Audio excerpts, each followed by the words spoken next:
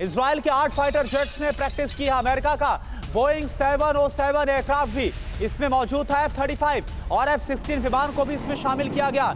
तो ये देखिए रिफ्यूलिंग करते हुए ये आपको नजर आ रहे हैं। तो ये साफ तौर पर समझा जा सकता है कि आखिर इस वॉर प्रैक्टिस का मतलब क्या है। क्या ईरान तक बड़े हवाई हमलों का अंजाम देना है, आसमान में ही रिफ्यूलिंग करना है, ये सब कुछ करना है। इसके लिए इस प्रैक्टिस को अंजाम दिया जा रहा है क्योंकि इसमें ना सिर्फ इजराइल बल्कि अमेरिका की तरफ से भी बोइंग 707 को शामिल किया गया।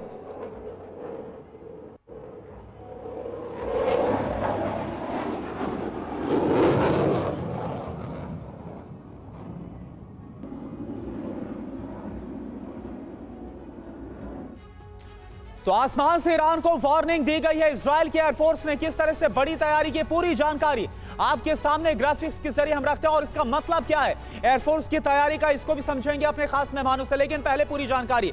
तो बहुत बड़ी तैयारी, ये बड़ी वॉर एक्सरसाइज जो कि आसमान में अंजाम दी गई, इसमें F-35 के साथ इजराइल की बड़ी वार्निंग है सीधे ईरान को। इसमें कौन कौन से फाइटर जेट शामिल हुए हैं। F-15 और F-35 ने एक साथ वॉर ड्रिल की है। तस्वीरें भी आप देखिए, 8 फाइटर जेट्स ने लेबनान बॉर्डर के नजदीक उड़ान भरी है। ना सिर्फ ईरान बल्कि उसके प्रॉक्सीज हिजबुल्ला, हमास, हूती, इन सबको भी इसके जरिए बड़ी मैसेजिंग। रैम विवाद से हवा में रिफ्यूलिंग की गई है। यह कहा गया है कि जो राम विमान है उससे हवा में रिफ्यूलिंग की गई है। ईरान तक उड़ान की चेतावनी इजराइल की तरफ से दी जा रही है। तो इसको समझने की कोशिश करते हैं और जरा आप देखिए कुछ और जानकारी इसको लेकर। प्रैक्टिस के पीछे इजराइल की प्रीएम्प्टिव वॉर स्ट्रेटेजी क्या है, इसे भी आप समझिए। इजराइल ईरान पर हमला आखिरकार क्यों कर सकता है, ये जानने के लिए आपको प्रीएम्प्टिव वॉर स्ट्रेटेजी को समझना बहुत ज्यादा जरूरी है। प्रीएम्प्टिव वॉर युद्ध की सालों पुरानी एक स्ट्रेटेजी, रणनीति है। इसे युद्ध में रणनीतिक लाभ लेने के लिए अपनाया जाता है। इसमें एक देश दुश्मन के हमला करने से पहले उस पर हमला कर देता है ताकि दुश्मन देश के मिलिट्री ठिकाने तबाह हो सके और उसे कमजोर किया जा सके। प्रथम विश्व युद्ध यानी कि जो फर्स्ट वर्ल्ड वॉर है, इसमें ऑस्ट्रो हंगरी ने भी साइबेरिया पर इसी तरह से हमला किया था। इजराइल ने जून 1967 में मिस्र पर प्रीएम्प्टिव हमला किया था। जो जानकारी इस वक्त हम आपके सामने शेयर कर रहे हैं और इसके आसार कितने बनते हुए नजर आ रहे हैं, इसको हम जानते हैं। प्रोफेसर सतीश सर, आप जानते हैं मिडिल ईस्ट के हालात को, आप जानते हैं और वहां पर किस तरह से क्या मैसेजिंग दी जाती है, इसको भी आपने देखा है, जाना है और बताया है। लेकिन ये जो तस्वीरें निकलकर सामने आ रही है, इजराइल की तरफ से वॉर एक्सरसाइज को अंजाम देना और इसके अलावा प्रीएम्प्टिव कदम उठाए जा सकते हैं ईरान को रोकने के लिए, इसके कितने आसार आपको नजर आ रहे हैं? देखिए, पिछले 2-3 दिनों से अगर आप देखें तो अमेरिका लगातार कोशिश कर रहा है कि एक breakthrough ceasefire establish किया जाए। अब कितनी सफलता उसे मिलती है, अब ये देखने वाली बात है। लेकिन यहाँ पर जो ईरान के सामने जो मुख्य चुनौतियाँ हैं वो एक आइडेंटिटी की है और अंतर्राष्ट्रीय राजनीति में आइडेंटिटी एक इम्पॉर्टेंट रोल प्ले करता है। एक खलीफा का जो भूमिका ईरान पिछले कई दशकों से मिडिल ईस्ट में अपने आप को एस्टैब्लिश करने की कोशिश कर रहा है, उस पर पहली बार दाग लगी है।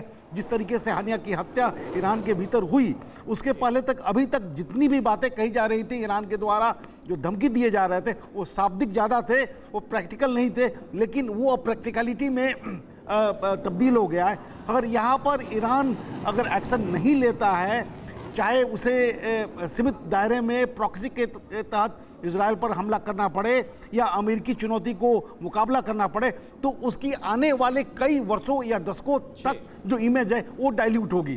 तो ये चुनौती बड़ी ही महत्वपूर्ण ईरान के अपने इमेज को लेकर है और ये सभी जानते हैं कि ईरान को खामियाजा भी इसका भुगतना पड़ सकता है, क्योंकि अमेरिका और इजराइल अगर दोनों मिलकर सामने आते हैं मिडिल ईस्ट में, तो आज से नहीं, शीत युद्ध के काल से ही वो डिक्टेट करते रहे हैं। ठीक है, इस पर बिल्कुल सर। और इस पर सिवा सर आप भी कुछ ऐड करना चाहते हैं? आपको क्या लग रहा है, कितने आसार नजर आ रहे हैं कि इससे पहले ईरान हमला करेगा, उससे पहले इजराइल हमला कर दे? Pre-emptive war practice.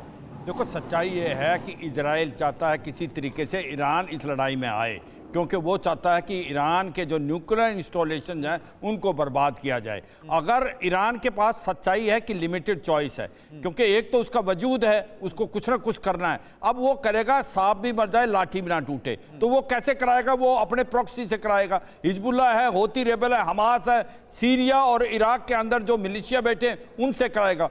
अगर ईरान डायरेक्ट हमला करता है इजराइल पे, तो मुझे लगता है वो वही ट्रैप में फंस जाएगा जो इजराइल चाहता है, क्योंकि इजराइल और अमेरिका ईरान को बहुत नुकसान करने वाले हैं। याद रखो 2200 किलोमीटर का डिस्टेंस है ईरान और इजराइल में। ईरान की जो मिसाइलें हैं वो सक्सेसफुल नहीं होंगी, जबकि इजराइल के पास जो 2 एयरक्राफ्ट कैरियर अमेरिका ने यूएसएस ईस्टर्न और रूजवेल्ट रखे हैं वो ईरान को बहुत डैमेज करेंगे। उसकी इकॉनमी पहले डिगमगा रही है। तो मुझे लगता है कि अगर ईरान ने ऐसे सिग्नेचर दिए कि वो हमला करने वाला है तो इजराइल प्रीएम्प्टिव कर सकता है। अगर प्रीएम्प्टिव करेगा तो ईरान को बहुत नुकसान होगा। मुझे अभी भी लगता है कि ईरान नहीं चाहता इस लड़ाई में डायरेक्ट आए, मगर वो बदला भी लेगा, क्योंकि उसके वजूद का सवाल है। वो अपने जो प्रॉक्सीज हैं हिजबुल्लाह, होती और हमास, प्लस जो उसकी मिलिशिया हैं